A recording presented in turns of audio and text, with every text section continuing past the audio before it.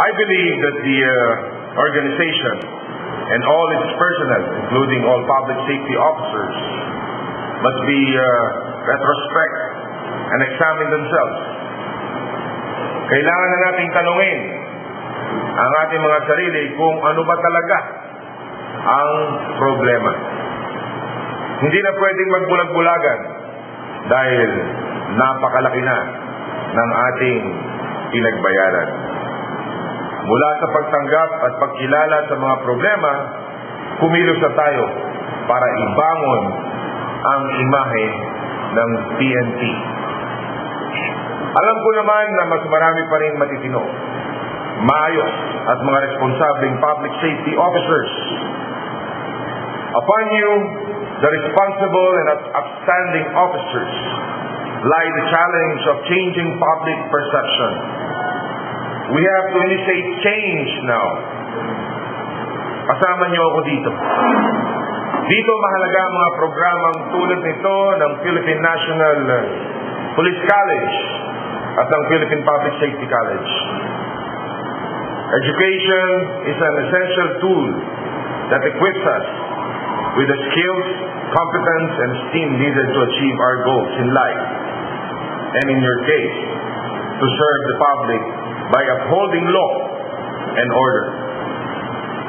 And while this ceremony marks the culmination of your efforts in completing the Public Safety Officers Basic Course, as the word commencement properly indicates, today is just the beginning of the application of what you have learned. Gamitin natin ng tama ang mga natutunan natin sa loob ng 4 na dingding na mga classroom para muling mabawi ang tiwala ng taong bayan. Sa ating mga graduates, bibigyan din ko ang kahalagahan ng inyong papel bilang mga public safety officers, bilang mga miyembro ng BFP, BJMP at PNP.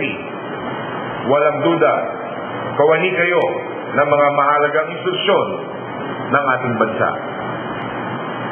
Sa larangan ng mga nasa larangan ng paglilingkod bayan, kayo lamang sa sibilyang gobyerno ang hiningang magtaya ng buhay araw-araw sa pagtupad ng inyong mga tungkulin para sa kapakanan ng lipunan. This is the great sacrifice that all you make every day of your life. Kaya nga, saludo ko sa inyo.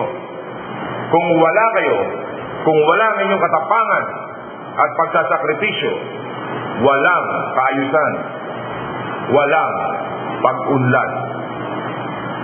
I firmly believe that national development cannot be fully achieved without peace and order.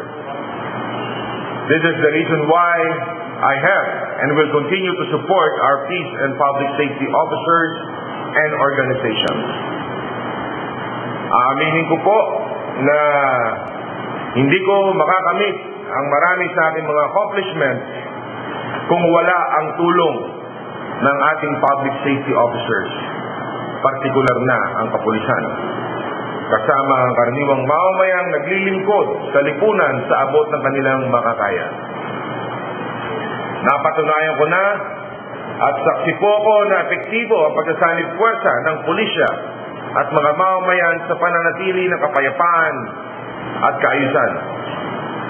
Noong 1995, naging vice-gobernador tayo ng Cavite. Sa tulong ng kapulisan at mga ordinaryong sibilyan, nalambat natin ang biggest drug hole in Philippine history noong panahong yun.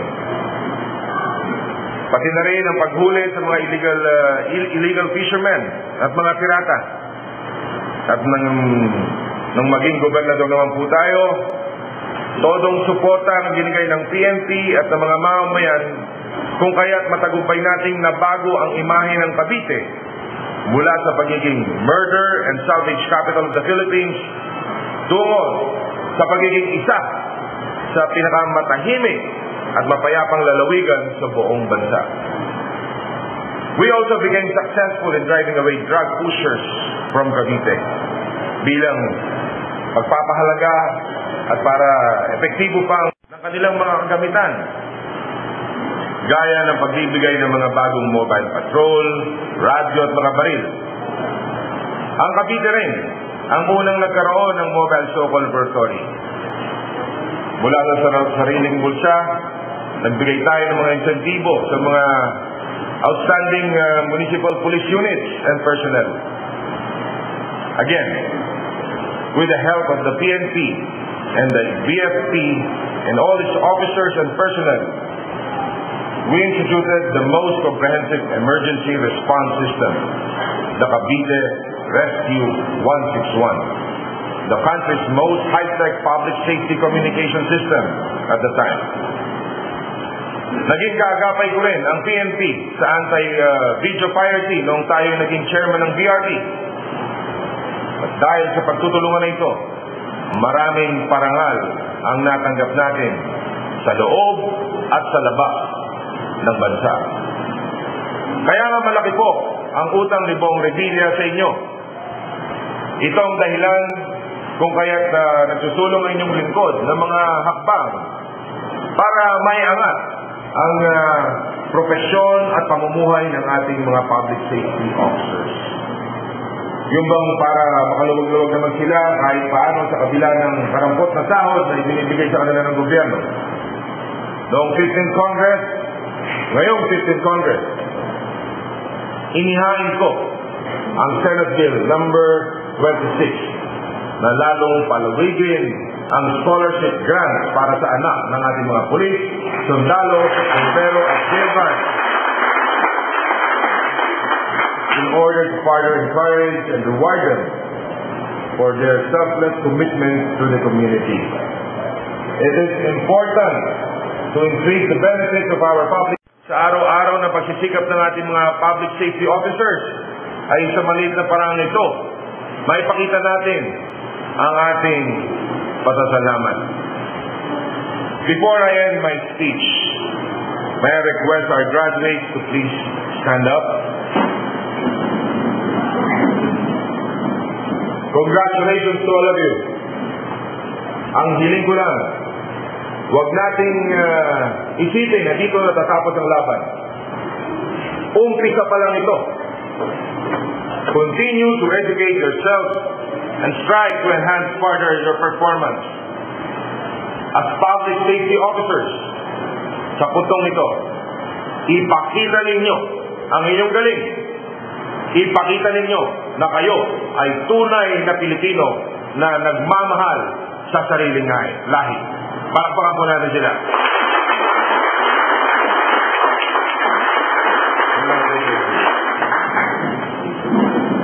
Tandaan ninyo, may mga mas mabigat na laban pa tayong haharapin. At aasahan ko na hindi kayo bibitaw at patuloy na tutulong at susuporta.